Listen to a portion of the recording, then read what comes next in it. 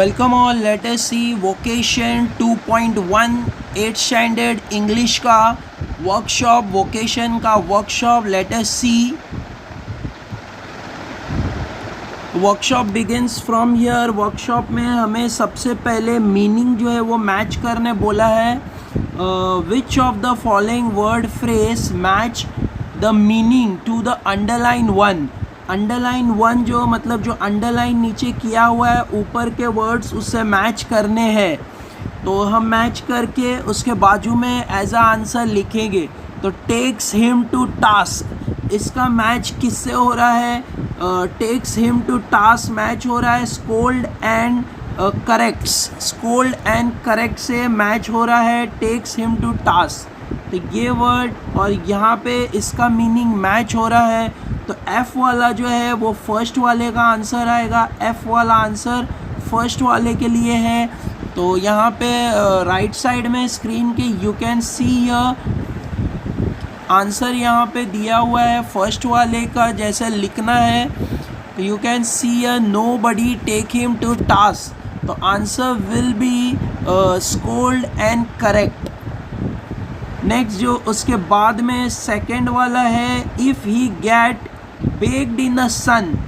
Baked in a sun, तो यहाँ पर टेक्स्ट बुक में हम देख सकते हैं उसका मीनिंग मैच हो रहा है। जैसे इफ़ ही गेट्स, तो आंसर मैच होगा baked in a sun. Baked in a sun, तो यहाँ पे जो आंसर मैच हो रहा है टेक्स्ट बुक में,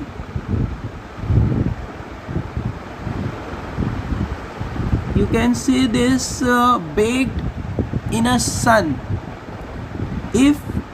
If he get baked in a sun, इसका मैचिंग जो मिल रहा है ऊपर देखना है हमें। if he get, तो baked in a sun का मैच हमें ढूंढना है। तो baked in a sun match हो रहा है exposed to heat ऐसे। तो ये वाला सेकंड वाले का आंसर बी है। तो यहाँ पे सेकंड में बी का ये वर्ड हमें लिखना है एक्सपोज टू हीट। ऐसे हमें मैच करते जाना है। नेक्स्ट है chasing the shadow with my lantern. Chasing the shadow with my lantern, तो ये मैच होगा फॉलोइंग इमेजिनरी गर्ल्स। इससे मैच होगा थर्ड वाला। तो थर्ड वाले का आंसर ई है। तो यहाँ पे ई आंसर आएगा थर्ड के लिए, तो वो हमें इसके आगे या आंसर करके लिखना है। नेक्स्ट क्वेश्चन है, the lane is dark and lonely. Next question, the lane is dark and lonely. यहाँ पे देख सकते हैं फोर्थ वाला, the lane is dark and lonely. तो हमने ये फर्स्ट वाला इससे मैच होगा डेसर्टेड, मतलब एम्प्टी होता है, खाली होता है। लोनली मतलब, तो इसका आंसर डेसर्टेड आएगा। नेक्स्ट द सॉइल, आगे दिया है he soil his cloth with dust. Question number 5, he soil his cloth with dust. तो इसका आंसर मैच होगा, ऊपर हमें ऑप्शन में देख लेना है कि किससे मैच हो रहा है और क्या क्या बच गए हैं, तो वो देखना है हमें। तो यहाँ पे बहुत इजी और सिंपल वाला है, इसका मैचिंग सी से होगा। तो डर्टी इज़ द क्लोथिंग, तो यहाँ पे इसका आंसर आएगा वो है सी। तो यहाँ पे हमें सी वाला ऑप्शन लिखना है। नेक्स्ट है there is no need no road he must take. There is no road he must take, last वाले का आंसर। तो हमें ऊपर मैच करके हम देख सकते हैं जो बच गया होगा, जैसे नो पर्टिकुलर रूट बचा हुआ है तो वो इसका आंसर रहेगा। इसका आंसर डी आएगा। तो there is no road he must take, तो आंसर आएगा नो पर्टिकुलर रूट, मतलब कोई रास्ता उसका जो है फिक्स नहीं है, वो जो चाहे वो रास्ते पर जा सकता है। तो नो पर्टिकुलर रूट ऐसे बोला गया है, तो इसका मीनिंग है। तो हमने सारे वर्ड्स का मीनिंग मैच कर लिया है। This is the way we how to solve it. Match करना है मीनिंग, जैसे मराठी में वाक्य प्रचार आता है उसी तरह है। सेंटेंस के अंदर जो वर्ड्स दिए हुए हैं उसका मीनिंग मैच करके हमें लिखना है। Let us go further. Second में हमें बोला है read the following poem and fill the table. हमें पोएम रीड करना है और ये टेबल फिलअप करना है। तो जैसे मॉर्निंग का टाइम है तो लोकेशन बताना है, पोएट्स एक्टिविटी बताना है, हॉकर एक्टिविटी बताना है, गार्डनर एक्टिविटी बताना है और वॉचमैन। तो पोएम ने हमें स्टडी किया था कि हॉकर जो है वो मॉर्निंग में मिला था और गार्डनर जो है वो आफ्टरनून में देखा गया था और वॉचमैन जो है वो नाइट टाइम में देखा गया था।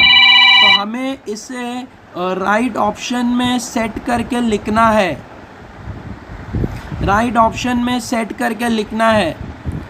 तो यू कैन सी हियर, हम यहाँ पे इसका जो टेबल है उसका सल्यूशन मैंने यहाँ पे राइट साइड पे दिखाया है। तो वहाँ पे हम देख सकते हैं इसका सल्यूशन राइट साइड पे। तो यहाँ पे लोकेशन सारी चीज़ें हम देख सकते हैं, एग्जैक्टली सेम टेबल को ड्रॉ किया गया है। ये वाला टेबल यहाँ पे हम देख सकते हैं मॉर्निंग में इन द लेन लोकेशन।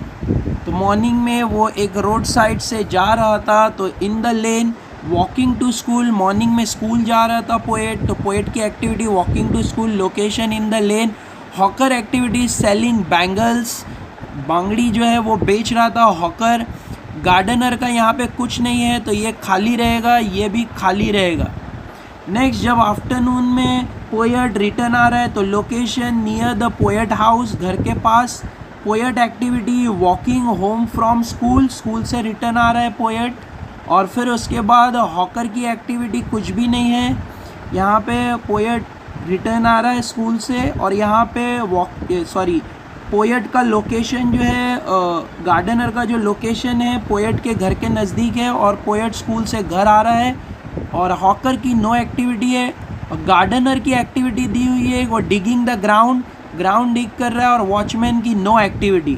वैसे ही नाइट टाइम में देख सकते हैं हम, नाइट टाइम में लोकेशन एट होम मतलब घर में है, तो यहाँ पे एट होम आएगा। तो यू ट्राई इट दिस, बहुत सिंपल और इजी है, जैसे मैंने ऊपर का ट्राई किया है, this is for you to try.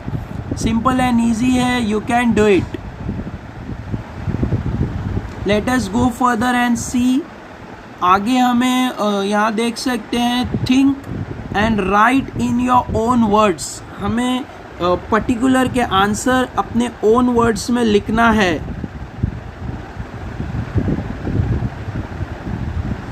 Particular के आंसर हमें अपने ओन वर्ड्स में लिखना है। तो यहाँ पे फर्स्ट क्वेश्चन है, what could be the age group of speaker. What could be the age group of speaker in the poem. Poem में स्पीकर का, तो पोएम में एज ग्रुप मतलब what would be the age group of the speaker in the poem, ये हमें पूछा हुआ है। Let us see the answer. इसका आंसर बहुत इजी और सिंपल है, क्योंकि ओन से लिखना है तो you can do it by your own. Think and answer मतलब हमें ओन वर्ड्स में लिखना है। तो you can see here what could be the age of the speaker in the poem.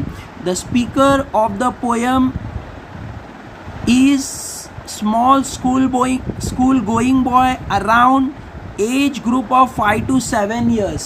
तो ऐसे हम इसका आंसर कर सकते हैं, बहुत इजी और सिंपल। हम अपने ओन से भी लिख सकते हैं, बट हम पोएम में स्टडी किए तो हमने देखा कि ये स्कूल गोइंग एज है और शायद से अराउंड 5 to 7 years बच्चे का एज हो सकता है। तो ऐसे नेक्स्ट यू कैन चेंजेस अपने ओन से भी लिख सकते हैं, जैसे 7 to 8 years या 8 to 10 years, ऐसे भी हम लिख सकते हैं। तो ओन से लिखना है। Next question is what is the difference between the hawker and the shopkeeper. बहुत ईजी है, हॉकर और शॉपकीपर में क्या डिफरेंस होता है। हॉकर जो होता है वो अपने गुड्स को ठेले पे या तो फिर सर पर लेकर बेचता है, और शॉपकीपर जो है वो अपने गुड्स को शॉप में रख कर बेचता है। तो वही हमें बोलना है, hawker does not have a fix shop. Hawker का एक फिक्स दुकान नहीं होता है। At the same time shopkeeper के पास खुद का एक दुकान होता है। तो hawker has no fix shop, he move from one street to another. Hawker जो है वो एक स्ट्रीट से दूसरे स्ट्रीट पर मूवमेंट करता है और अपने सामान को बेचता है, हॉकर। तो यहाँ पे वही दिया है, while a shopkeeper has a fix shop, shopkeeper के पास फिक्स शॉप होता है, people must go to shop to buy the goods, और वहाँ पे शॉप तक हमें जाना पड़ता है। हॉकर हमारे तक सामान लाता है और शॉपकीपर के पास हमें जाकर ख़रीदना पड़ता है। Let us see the third question, how do parents react when they see children soil their clothes, जब बच्चे अपना क्लोथ गंदा कर लेते हैं मट्टी से, तो पेरेंट्स उनको क्या बिहेवियर होता है, पेरेंट्स का रिएक्शन क्या होता है। तो बहुत ईजी है, parents scold their children, scold मतलब डांटते हैं, पेरेंट्स अपने बच्चों को डांटते हैं अगर वो कपड़ा गंदा कर लेते हैं। Next, why is the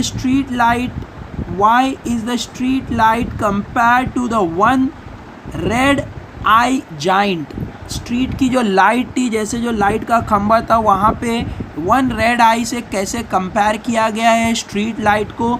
the street light is very tall, क्योंकि वो बहुत हाइट पे थी at the top, hence it is compare to the giant with a one eye, इसीलिए वो स्ट्रीट लाइट को एक आँख वाला जाइंट मतलब राक्षस बोला गया है। What exactly does the speaker in the poem carve for? जो स्पीकर था, जो पोएट था, वो क्या हमारे माइंड में जो है क्या एक इमेज बनाना चाहता है, वो हमें पूछा है। तो यहाँ पे उसका आंसर हम देख सकते हैं, the speaker in the poem carve for complete freedom, ये फ्रीडम चाहता है मतलब आज़ादी चाहता है। He want to live a carefree life, वो एक बिना किसी के रोक टोक के अपनी लाइफ जीना चाहता है। ऐसे यहाँ पे स्पीकर ने पोयम के अंदर एक इमेज बनाया, जैसे जब वो हॉकर को देखता है तो हॉकर फ्री होता है, वो अपना जहाँ चाहे जा सकता है। वैसे वो गार्डनर को देखता है तो वो अपने कपड़े गंदे कर सकता है, गार्डनर उसको कोई बोलने वाला नहीं है। वैसे ही जब वो वॉचमैन को देखता है तो वो लेट नाइट जागता है तो उसे कोई रोकने वाला नहीं है, फ्रीली घूम सकता है। ऐसे ही पोएट भी फ्रीडम चाहता है। Next, does the poet really wish to become a hawker, gardener, watchman? Justify your response. क्या पोएट रियल में हॉकर, गार्डनर या तो फिर वॉचमैन बनना चाहता था, ये हमें यहाँ पे क्वेश्चन किया है। The poet does not really wish, वो ये नहीं चाहता था कि वो हॉकर बने, गार्डनर बने या वॉचमैन बने। ही इज़ इनोसेंट चाइल्ड, वो एक छोटा बच्चा था जो इनोसेंट होता है, जो ज़्यादा कुछ एक्सपीरियंस नहीं होता है। Who does not see the difficulties, वो इसमें जो डिफ़िकल्टीज़ आती है वो ये नहीं देख रहा है कि हॉकर कितना मेहनत कर रहा है, गार्डनर धूप में कितना मेहनत कर रहा है, और फिर वॉचमैन कितना मेहनत कर रहा है, रात को जाग रहा है। He only care for freedom and authority, वो सिर्फ ये देखना वो ये समझता है कि आज़ादी मिल रही है, घूमने मिलेगा, सब जगह जाने मिलेगा, कोई मुझे डांटेगा नहीं, ये वो सोचता है। जैसे मोस्टली स्कूल एज में चिल्ड्रन सोचते हैं स्कूल का छुट्टी हो जाए तो बहुत अच्छा होगा, बट क्योंकि स्कूल का छुट्टी होगा तो they will lose their studies, तो ऐसे ही पोएट भी सोच रहा है। Let us go further and see in a text book के अंदर से द हमें बोला है say why the speaker of the poem wishes to be a hawker, a gardener, a watchman. तीनों को हमें ऑन से लिखना है कि जो स्पीकर था पोएम का, पोएट जो था वो हॉकर बनना चाहता था। वाई, वो क्यों हॉकर बनना चाहता था? I will show you about hawker, gardener and watchman. You can do it by your own, simple और इजी है। Let us see.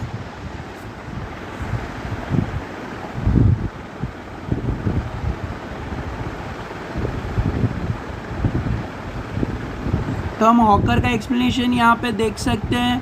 The hawker, the speaker of the poem wishes to become hawker because he feel that there is nothing hurry the hawker. There is no fixed road must take, fixed time must to reach the home.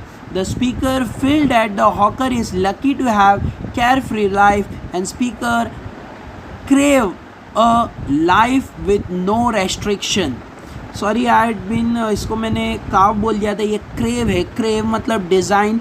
जैसे for example यहाँ पे हमने hawker के बारे में study किया है कि हॉकर यहाँ पे एक इमेज दिखाना चाहता है कि जो पोएट जो है वो ये इमेज दिखाना चाहता है, हमें ये समझाना चाहता है कि वो हॉकर की तरह लाइफ क्यों रहना चाहता है, क्योंकि उसको वो जहाँ चाहे वो जा सकता है, उसका कोई फिक्स टाइम नहीं है घर आने के लिए, वो फ्री है, वो लकी है, वो केयरफ्री है, उसके पीछे कोई भी बोलने वाला नहीं है. And the speaker crave a life of no restriction means freedom.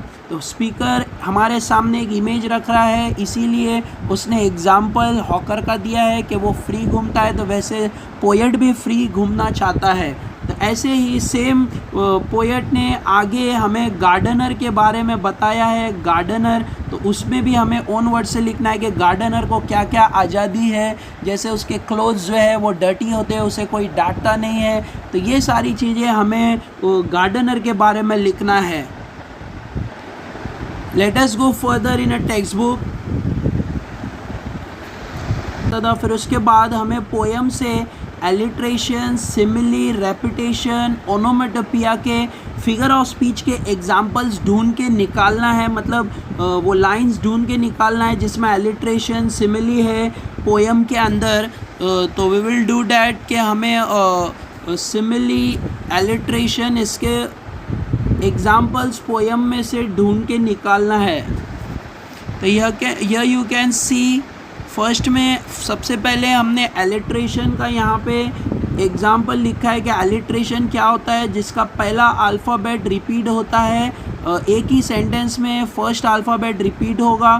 तो यहाँ पे हम देख सकते हैं ये एक सेंटेंस है, I can see through the gate that house the gardener digging the ground. तो यहाँ पे जी और जी, गेट और गार्डनर का जी रिपीट हो रहा है, तो इसीलिए ये सेंटेंस एलिट्रेशन है. तो हमें ऐसे एलिट्रेशन लिखना है और उसका रीज़न लिखना है.